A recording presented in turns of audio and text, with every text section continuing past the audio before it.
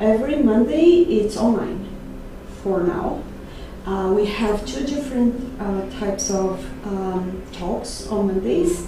We have the studies in light of Jesus' gospel, and we have the Spiritist talk. So it's one Monday we have the study, and another Monday we have the talk. It's only in Portuguese, and the study we transmit through Zoom and YouTube, and the talk it's through Facebook and YouTube. And every Wednesday we have the reflexive study of the Spirit's book, and we can watch through the Zoom. We get together and we study the Spirit's book, the Spiritist book. So those are the activities that we currently have.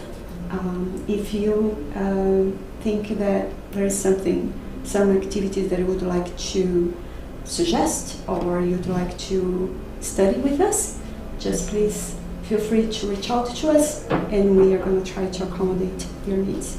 Okay? Perfect. So let's start our talk today, and as usual we start from using a harmonization text from today. We are going to read a text from Jesus in Home, written by Neo Lúcio, by the blessed hands of Francisco Xavier. So the text is entitled The Recipe for Happiness. Thaddeus, one of the most passionate speakers during the gospel services at Peter's house, was enthusiastically discussing the rules for human happiness and was speaking out against the Roman conquerors and the rabbis of the Sanhedrin. In the grips of such obvious rebelliousness, he spoke at great length about the discord and suffering that reigned among the people, placing the blame on the political shortcomings of the time. After he had expounded several valuable opinions on the subject, Jesus asked him, "Thaddeus, what is your idea of happiness?" "Lord, happiness is peace for all." Christ displayed a meaningful expression on his face, and he offered, "Yes, Thaddeus, I'm aware of that. However, I would like to know what would make you personally truly happy." With a certain amount of hesitation, the disciple replied, "Master, I think I would experience supreme tranquility if others could understand me. For that to happen, I wish that those close to me wouldn't disdain my noble and pure intentions. I know that I make a lot of mistakes because I am human, but I would be happy if those who are part of my life would acknowledge my sincere intentions of doing the right thing. I would experience blessed joy if I could trust others and receive from them the fair consideration that I feel I deserve because of my high ideals. I long for everyone's respect so that I can work with no hindrances. I would be delighted if slander were to forget about me. I live hoping for cordiality from others, and I think that world would be a paradise if people who treat the same path would treat each other with the same respect with which I myself would like to be treated. Indifference and malicious lies wound my heart. I believe that sarcasm and suspicion were invented by the spirits of darkness to torment people. Ungodliness I like bile when directed at me. Cruelty is a phantom of pain when it comes out to meet me. Because of all this, I would be happy if my family members, close friends, and fellow citizens would regard me not for what I appear to be due to the imperfections of my body, but rather for the amount of goodwill that I believe I have in my soul.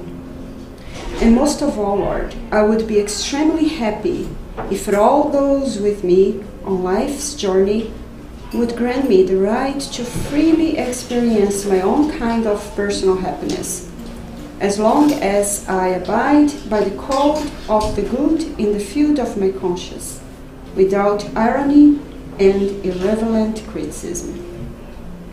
In short, Master, with the blessed recourse of suffering and time, I would like to be understood, respected, and held in esteem by others, even though I may not yet be the model of perfection that heaven would like me to be. The disciple stopped talking and displayed an obvious curiosity about what Christ would say about the matter. Some of his companions expected the heavenly friend to make a long speech, but the Master affixed his crystal clear eyes on the disciple and said frankly, yet kindly, "Thaddeus, if you desire happiness and contentment from the entire world, do unto others as you would have them do unto you. If everyone would follow that rule, we would very quickly spread the glories of heaven across the earth." Let's pray.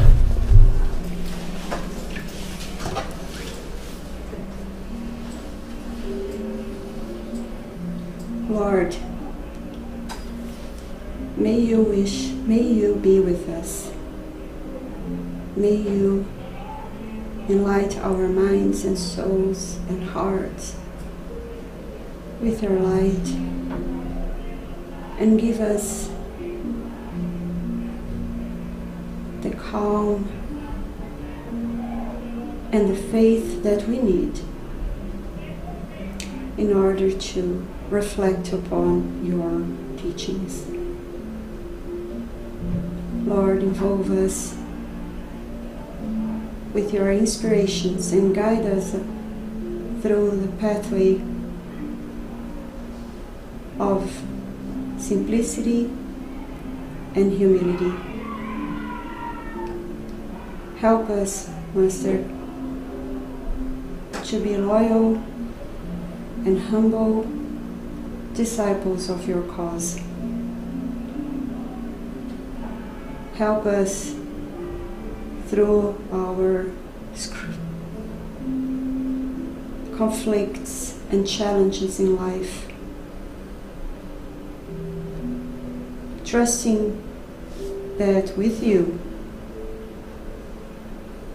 we will be able to overcome all the challenges, all the pain. Help us today to reflect and to learn a little bit more about your teachings so we can leave this house today more knowledgeable about this wonderful and essential virtue that will help us to acquire or to reach the happiness that we all desire in life. Thank you for giving us this opportunity. So be it.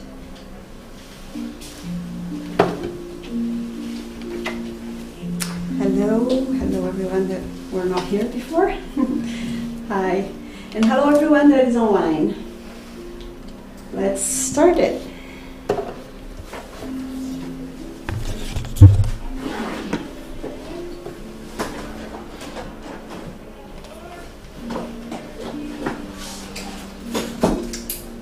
It's not working? Não, precisa conectar de novo. Hã? Precisa conectar o laptop de novo. Oh, sorry guys.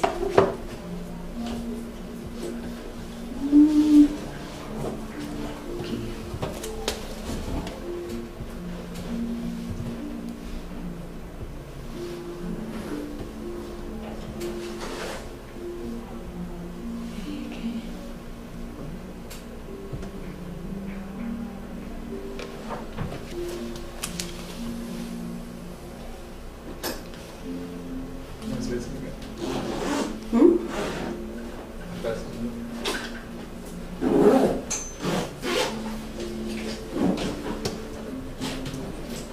Tá correndo. Job left.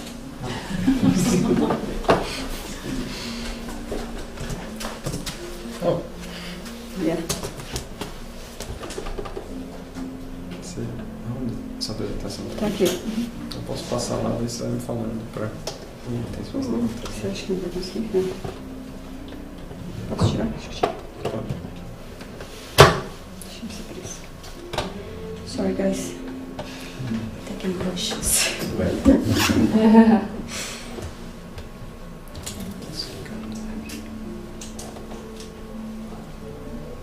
Você tá com o celular?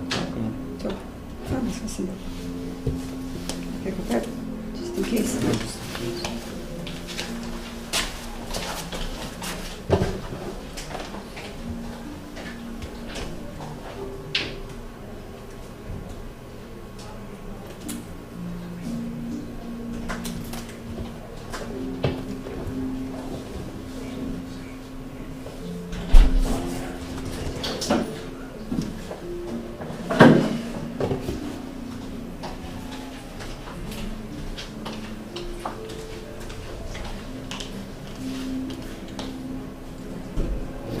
It's working.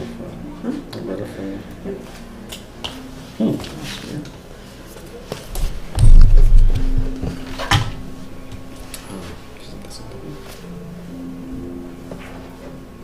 Você tá Só falta começar a fazer update. Ok.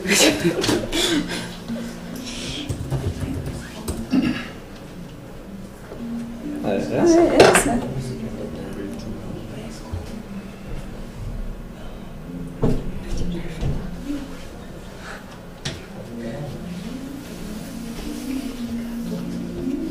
Muita só.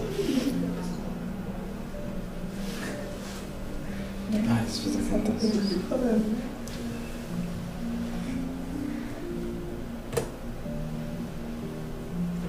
Só das suas.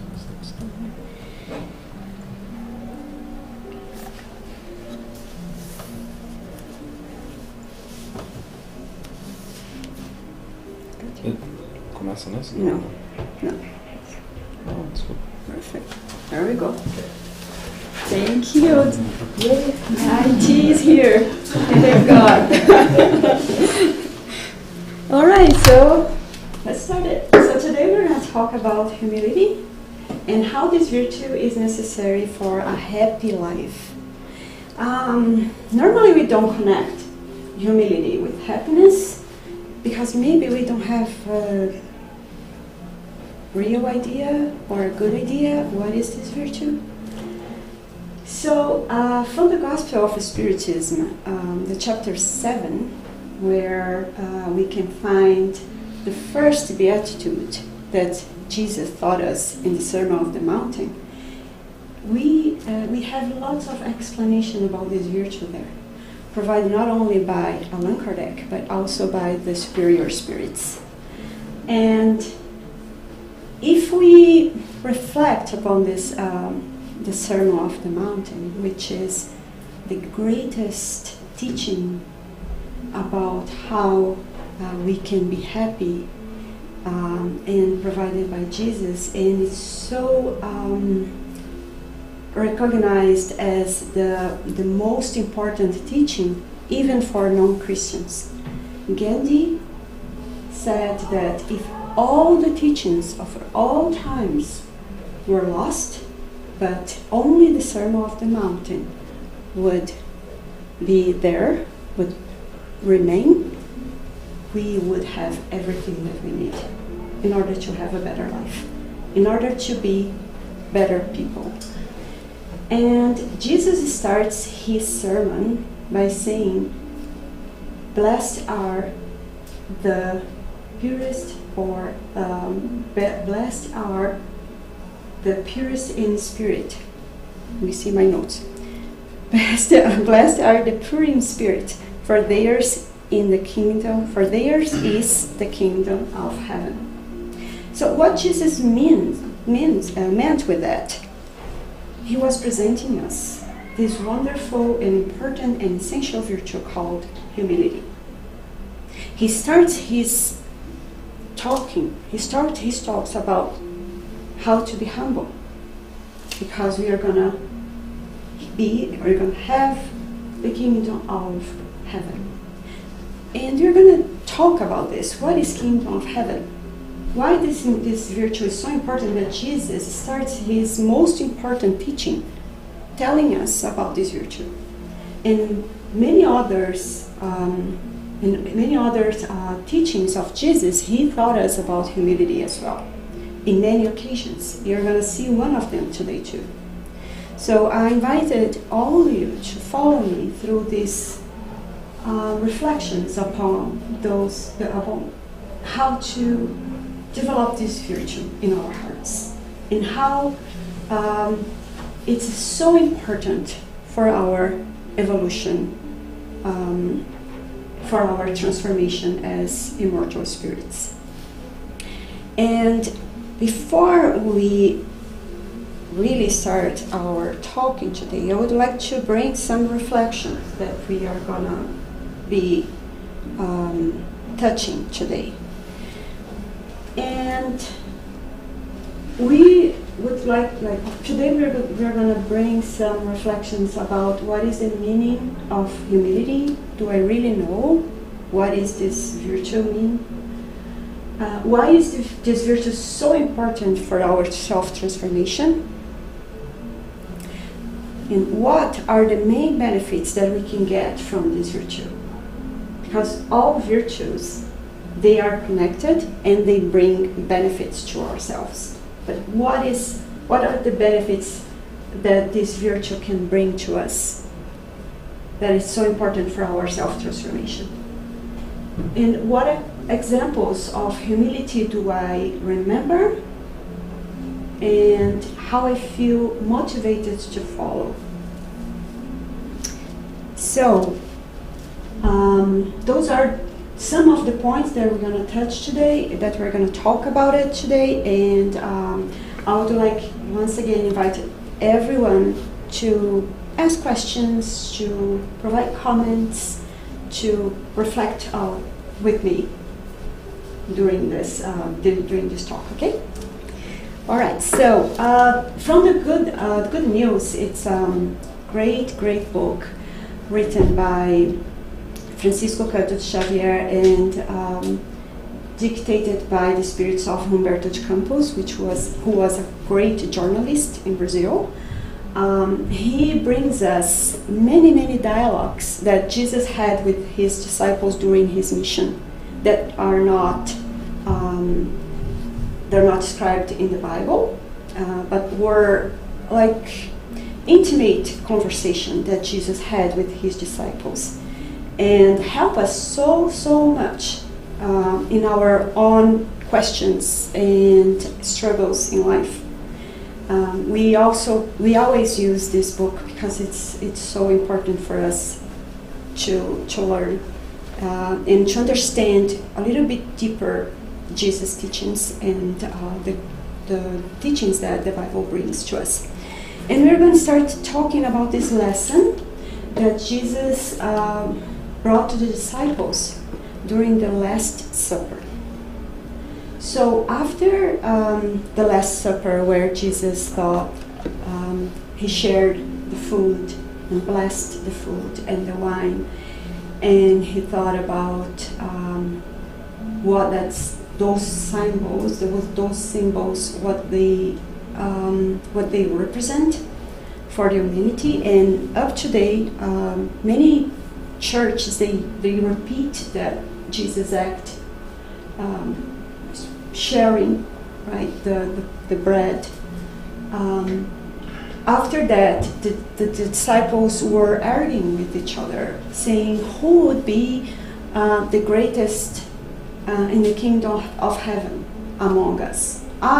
Will be Peter. No, will be John. No, I will be. No, will be Thaddeus. No. So they were arguing with each other. And so Jesus, watching that, he then stands up. He takes out his tunic. he ties his tunics around his kidneys, and then he gets this water, this perfume water, and he goes to the disciples, and then he starts washing his feet. And then the disciples watching that, they were like, what is going on? What Jesus wants to teach us here? And Jesus were exemplifying this greatest virtue, humility.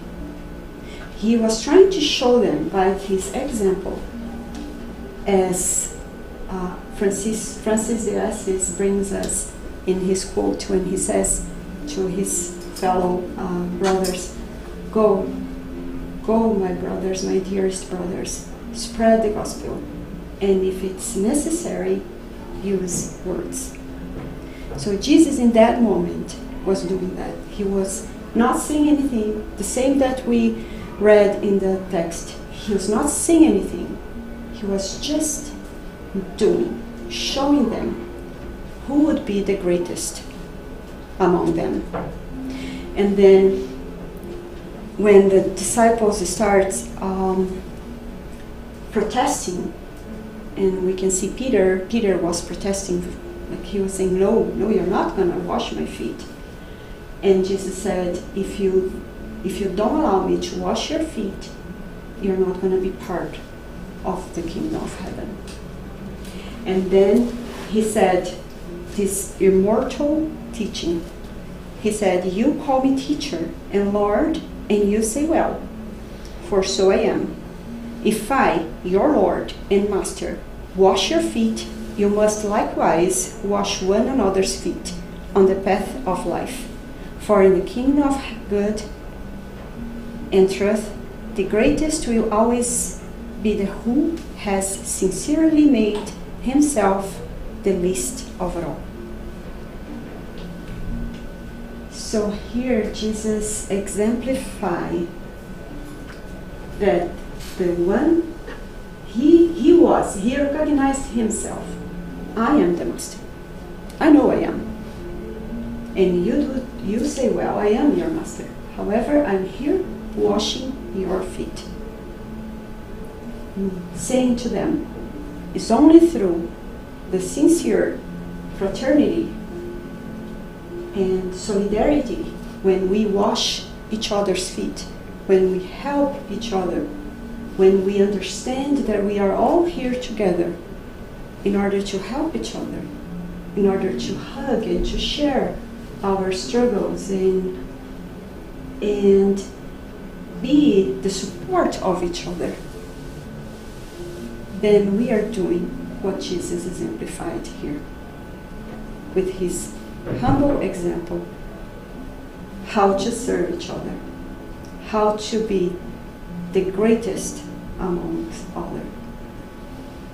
We are not forget that the real virtue, as we can see here in the Spiritist book, is the one that is made without any interest. If you're gonna do, okay, I'm gonna serve all my brothers and sisters because I wanna be humble, then we need to remember what Emmanuel says to us in his book, Thought and Life, entitled Humility, when he said that servitude is not humility. I can tell that by myself. It's easy to mix it up, those two. I'm being a servant or I'm being humble. So how to be humble without being a server? Emmanuel helps us to understand this better when he says that humility is not servitude. It's above all independence, inner freedom that springs from the depths of our spirits, supporting its permanent renewal for the good. Which means, be ourselves. Don't try to show to others the virtue that we are starting developing. We don't have it yet. We are making efforts to conquer, to develop in ourselves. A person that is humble, that it's normally doesn't know that is humble. It's natural. It's natural. The virtue is natural. Any virtue. We don't do because we want to be the best. We do because we feel in our hearts that virtue, meaning so much for ourselves, makes us happy, gives us peace to our heart. We feel good when we do. It's something that brings us this sense of inner freedom. I want to do this because I want to do, because it's important for me. It's not because I want to show to everyone that I am good. So humility, it's when we have that sense that we are doing the best that we can do in that moment to exercise that virtue. And all the virtues are exercises. We start making efforts, and gradually we are day by day improving it and getting better and better. Emmanuel said that to cultivate humility is to move forward without holding back, without being stuck in the past, what I have done, what I haven't done, what I should have done. It's just move forward. When we are not able to practice that virtue, it's okay. We are apprentices. We are learning. We are in this process. Sometimes we are going to be able to exercise, sometimes we are not going to be able to exercise. But more important is to make efforts and recognize that, be conscious that, okay, I was not able to be humble in that occasion, but I will learn, and tomorrow I will make more efforts to be humble. So he says, move forward without holding back, to project the best of oneself into the path of the world. Forget the evil and begin again, joyfully, the task of love each day. It's like what Victor brought for us 2 Sundays ago. Rejoice. It's not all the time that we are going to be able to practice virtue, but we are going to have another time, another opportunity. We always have. We always had. We got to here. So this is a great example that we have overcome so much things that we are not able to overcome. But we are here and we are learning and we are trying again. I guess one thing just to add, not sure if you're going to talk about this yet, Sônia, I hope not, but I was thinking now, because when you have a virtue in you, when it's already natural, it means you already had opportunities in your past lives or even in this life to practice that virtue, which now are natural in your heart, in your spirit, right? But if you still don't have it, then it comes the opportunities to practice until it becomes natural, right? Exactly. So which means it's everything. It's the same for all the other virtues, not only humbleness, but the practice, the invitation for practice and for exercising until it becomes natural. That's right. That's why enters reincarnation and the opportunities, right? Right. Thank you, Carol. I've learned that when the lesson is learned, we can turn the page, or the life turns the page. Just one checked. Checked. So probably you're not going to have our virtues checked off in this incarnation, but it's fine. We have the eternity.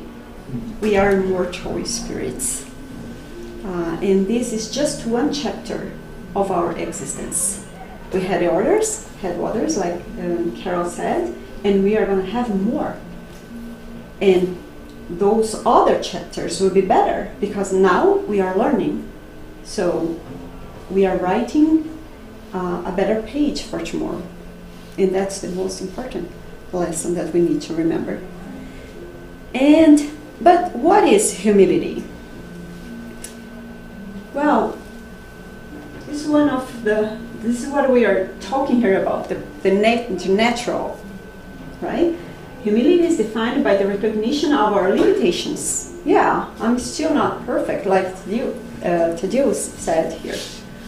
We're not perfect. I am still imperfect, but I also have potentials and value. Why? Because I started simple and ignorant. All of us were created simple and ignorant, and we came through this long journey up to here, learning, accumulating experience and knowledge. And we have all those potentials inside of us. We have all the virtues in potential inside of us. As Jesus taught us during his parable about when he talks us about the seeds and the soil, which soil we are. So if we cultivate in the soil of our hearts this virtue, it's going to start growing like a little plant. And we can cultivate, giving attention, giving love, and starts through the practice, and it starts growing and getting bigger and bigger. And then we can have the fruits that we can feed ourselves and feed others. That's what Jesus has helping us to understand. And as Joanna de Angelis says, this virtue, humility, is linked to many other ones. It's linked to self-knowledge, because when we are humble, we understand, we can look to ourselves and not feeling guilty or feeling inferior or comparing ourselves to others. We recognize that we are unique, and the knowledge that I have up to now is due to all the experiences that I had in my life that helps me to bring me to here, to make what I am. And she also says that self-recognition, self-esteem, self-love, and gratitude. When we love ourselves the way we are, not what we want to be. I want to be much better than I am today, but I cannot be what I am because I need to work in some of my imperfections in order to be. It's important to have a goal, but it's important to understand that now this is what I am, but I'm working towards to be better, and that's the most important. This is modesty. When we see each other, when we see ourselves actually, the way we are, not accepting, not being like accommodating, okay, the way, okay, like we say in Brazil, the syndrome of Gabriela, not you, Gabriela. I was born this way, I am this way, nothing will change, that's how I am. No. It's important to see each other, to see ourselves. Okay, yeah, I have pride. I'm still proud. I'm not able to develop this humility the way that I should, but I'm making efforts. I'm a work in progress. Yes. And that's what we're going to talk about now. Makes us open. Yeah. Yes, that's right. And this is what the books of Spirit says. What is the greatest obstacle to progress? Pride and selfishness.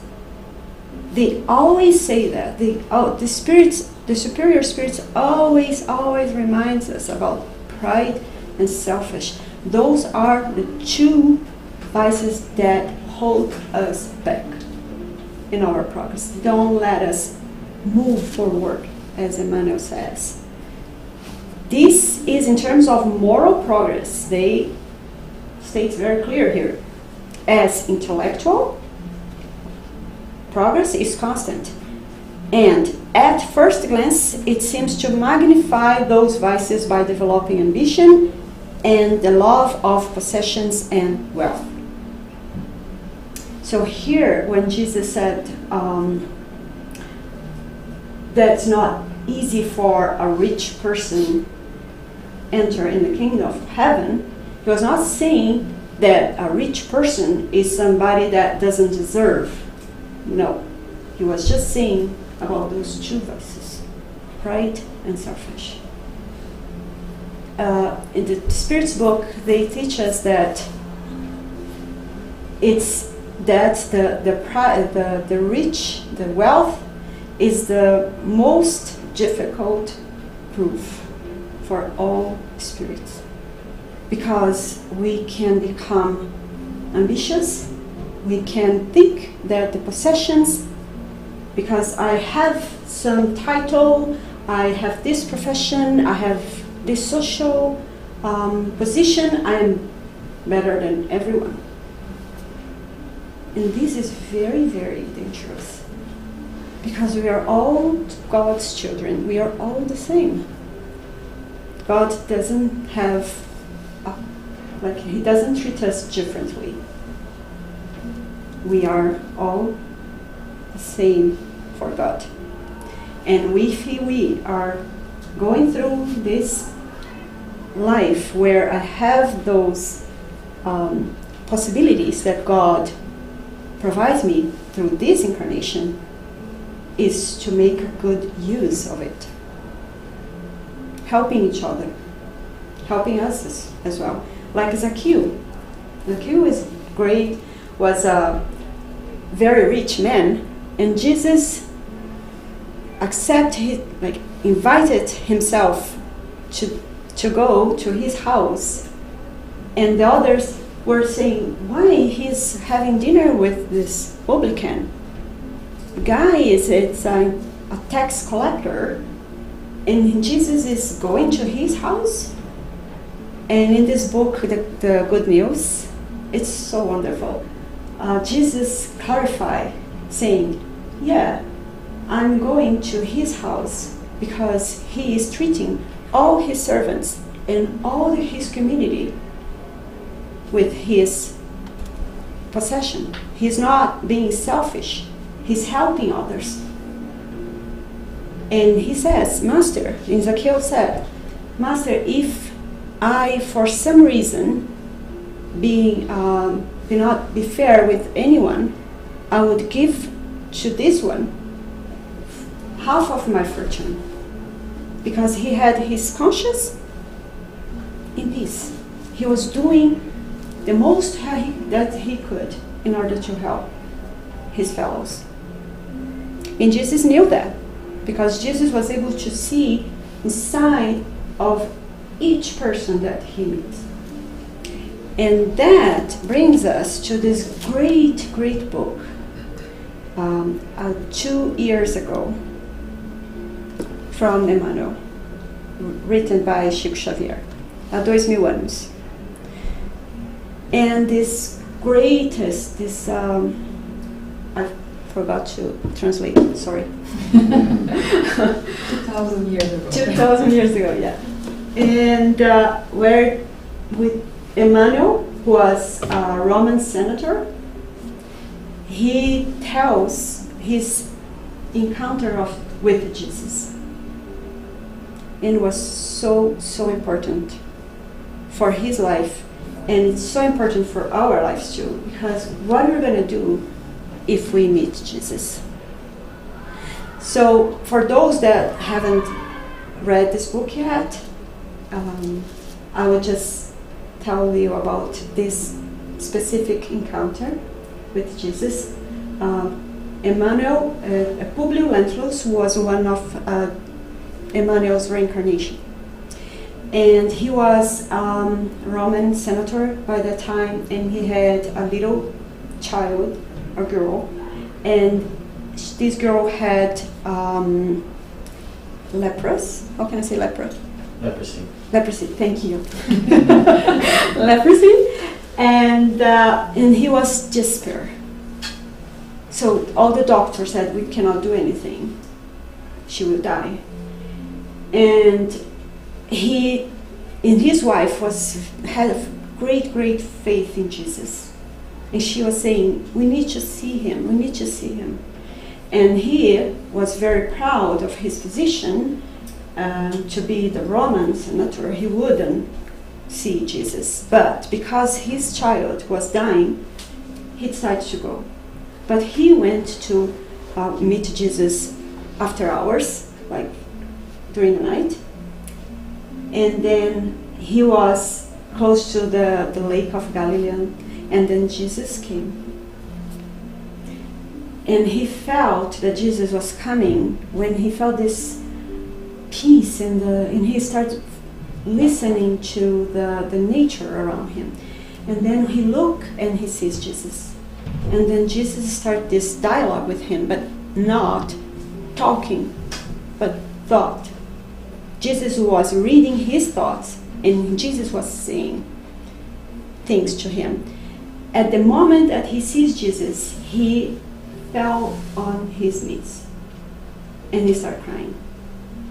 He didn't know why he was feeling that emotion. He didn't know why he was there looking at Jesus on his knees, but that's how he was feeling, and he couldn't avoid. And then Jesus started talking to him, saying, why are you looking for me, Senator? And he couldn't answer, but he was thinking. And then Jesus said, I know that your heart is broken, but I'm not here because of you. I'm here because of your wife, because her faith. And then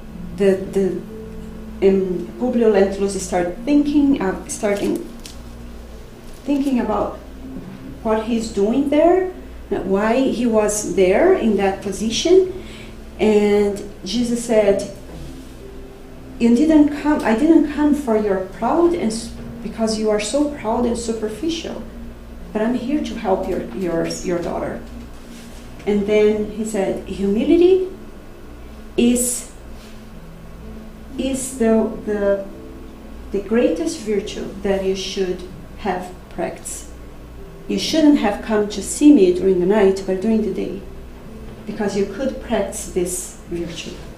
And then when he heard the word humility, he thought, what, he's saying that to me? I am the senator. I am a Roman. What is Galileo is saying to me?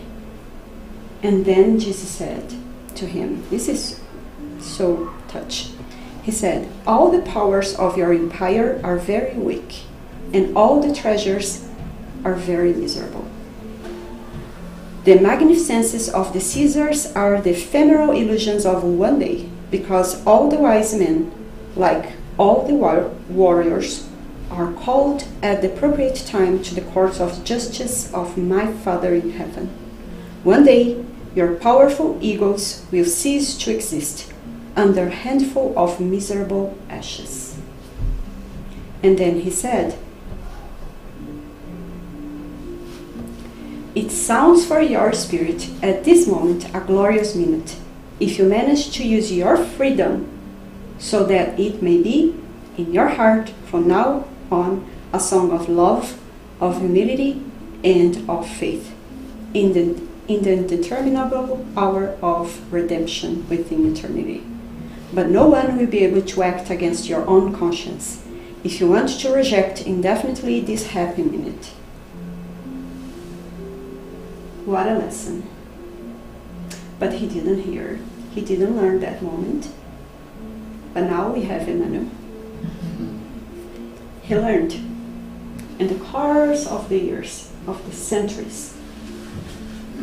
He could have learned there, but as Jesus said here, no one will be able to act against your own conscience. Why? Because the divine laws, they don't oblige us. Because the divine laws only invite us. And Jesus was inviting him to follow. He could use his free will. Use your freedom. Jesus didn't want that. He just obliged himself. Okay, you're going to cure my daughter, then I be your follower. No. He was invited to understand the invitation and follow Jesus, following his conscience. We all maybe had that moment too, but now we are here and we are accepting this invitation. And this is a self-discovery, and this is humility. When we pay attention ourselves, we, before all the circumstances that the life brings to us, that allows us to be aware of your reality and our divine origin. Why? Because we are all God's children. We are all immortal spirits. And this is our reality. We are all be purest spirits one day, as Jesus is. That's the invitation. That's our evolution journey. And it starts with self-discovery and humility. To look ourselves, to see the pride and the selfish inside of us, but not feel guilty, not blame ourselves, just accept as a lesson that was not learned yet. But the invitations are there. Let's follow the example of the nature. Nature is humble. And Emmanuel, in his book Thought and Life, he also brings this to us when he says that humility, by divine force, reflects itself luminously in all the domains of nature, which effectively express the throne of God, sponsoring progress and renewal. The sun, every single day, is there to warm the ground and help seeds to grow. The rain give us clear the air, renew the seeds, renew the nature, helps the seeds grow up. The flower transform the humus, which is the root of the word humility. Humus. So the flower transformed the humus in perfume and beauty. What is the humus that we have inside of us that we can transform and bring beautiful and peace in our hearts and to everyone that is in this journey with us? Let's learn from this TED Talk that it's so wonderful. I will bring the name of the person. It's a Chinese student that brought this philosophy of water, teaching about humility. And it's so deep that I wanted to bring to you. I learned what I learned from this philosophy of water. He says that the chemical symbol of the water, H2O, brings us three great lessons. First of all, humility. Why humility? The water, where it goes, brings abundance, creates life, help the plants to grow, the animals to renew, to drink the water and to rejuvenate. The water donates itself without asking for recognition or reward. What we can learn from that? Whatever we are, we can bring this joy, we can share our knowledge, we can learn from others. We can be more interested to learn more from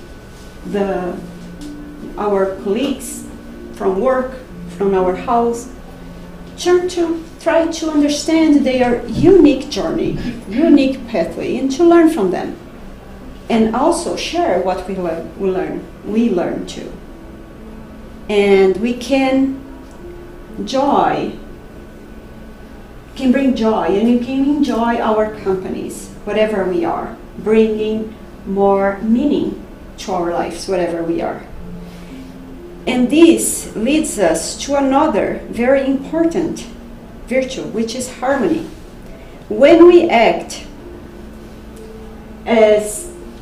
with humility towards our fellow ones, we create this harmony because it's sincere from our hearts. We want to donate ourselves and we want to help others. So we created this harmony not only where we are, but inside of us too, as the water does. The water doesn't fight against obstacles. The water just goes around them. How we can go around our problems in our house or in our work when we want that somebody does what we want that they do.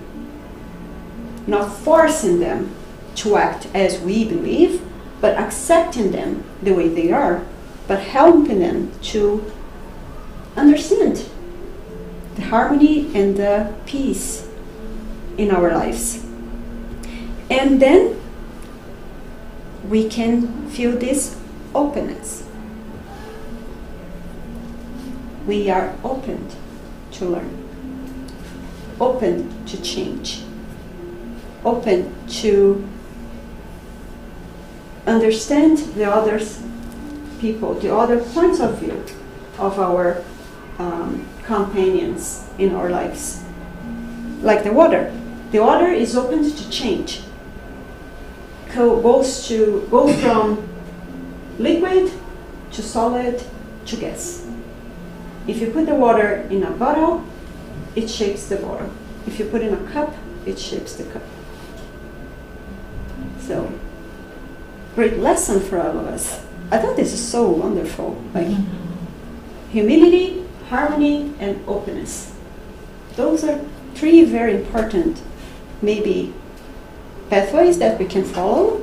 Some good tips so we can maybe try to be like the water. Not remember of the water only in our mouth that prevents us to say what we shouldn't say, but also understand, like, I'm going to be the water now. I'm going to be more humble, harmonic, and open to learn. And this leads us to love, because humility leads to love. Where we find humility, we also find charity. Why? Because we do to others what we would like the others do to us. We understand that others have their own points of view, and we respect that, and we do exactly what the text of the Jesus in Home told us. To be happy. We have an expression in Brazil that say, I want to be happy or I want to have the reason. Mm-hmm. I want to be right. I want to be right or I want to be happy. Okay, let me be happy. And acceptance is important.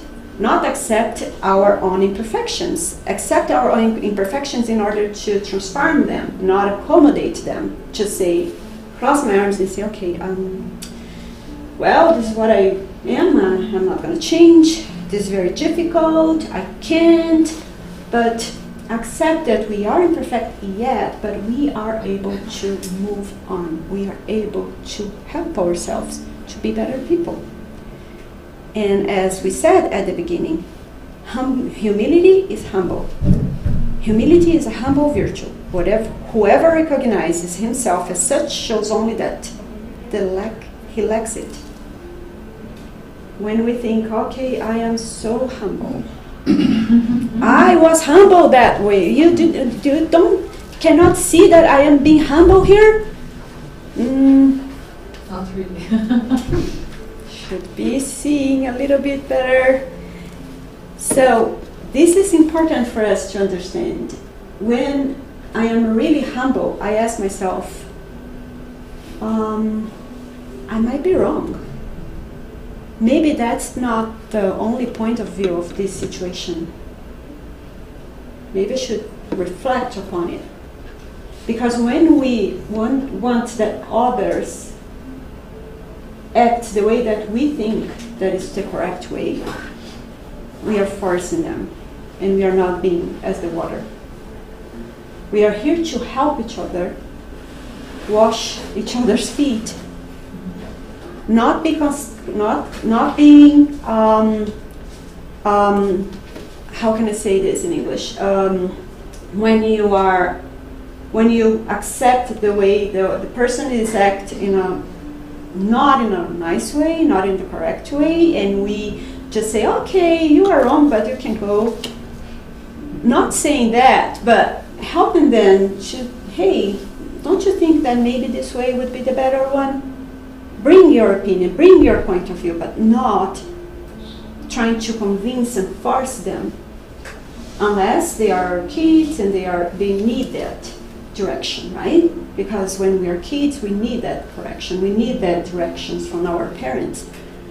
But our adults, we need to understand where that person is coming from.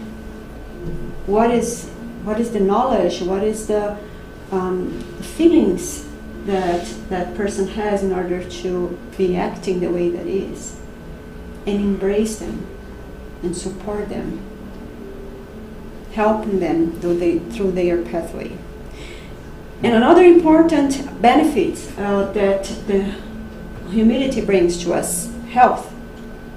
Emmanuel says that when it believes in exclusive possession, when we think that material things are more important than any other things in life, the soul easily welcomes despair and jealousy that generates psychic tension, from which derives dangerous syndromes in organic life, and can be expressed by depression, emotional imbalance, ulceration, cellular dysfunction, lots of problems here. That he says that where the absence of humility commands the incentive to madness and the most painful passionate conflicts. When we think that we are honor of each other, when we think that we are honor of things, we all know that you're temporarily here, that we're going to leave this life, what we are going to bring with us. So cultivate your humility is cultivate health in ourselves. Is to be free. Is to cultivate the inner freedom to be independent. We all are in this journey with each other, but ourselves, with ourselves only.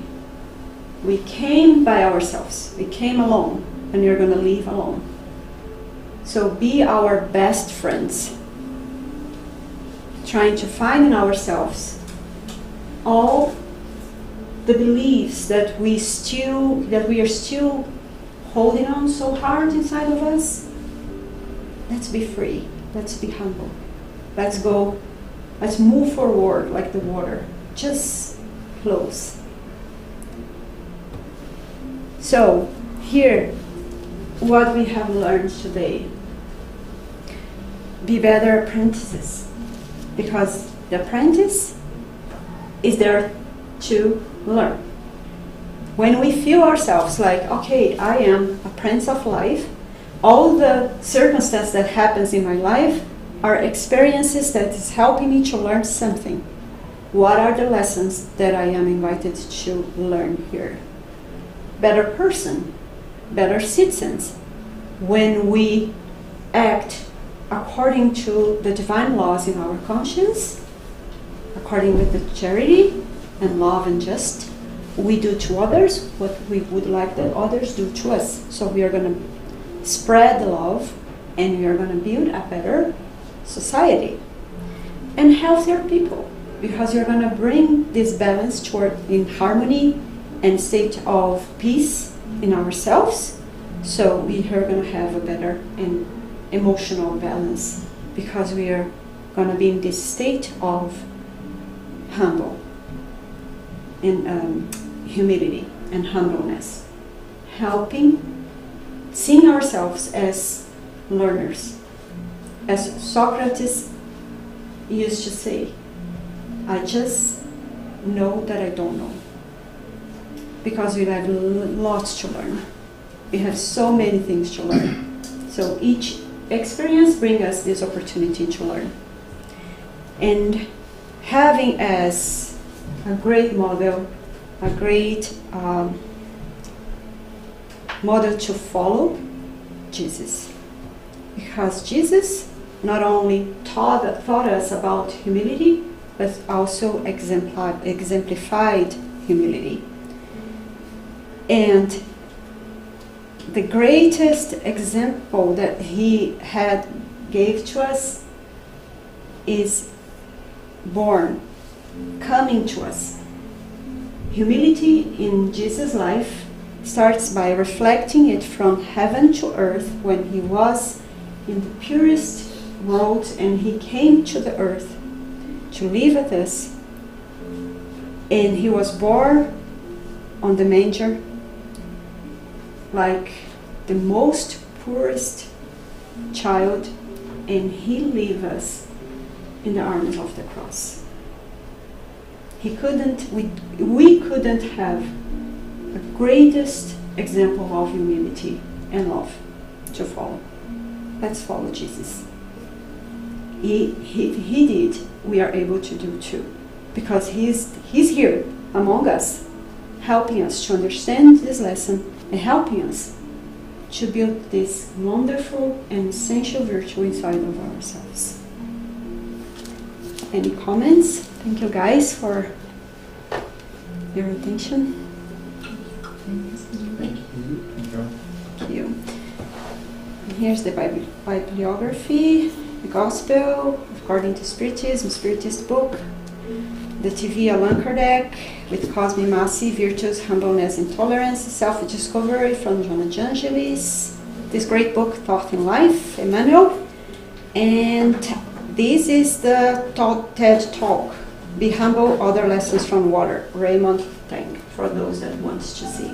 It's a great TED Talk.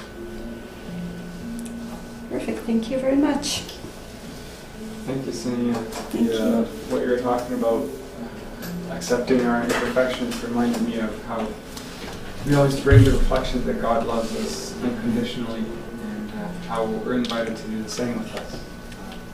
Where if love is truly unconditional, then it doesn't matter how imperfect we are. We can love ourselves now. Right? We don't need to reach a certain goal to love us. Right? We can do that right now.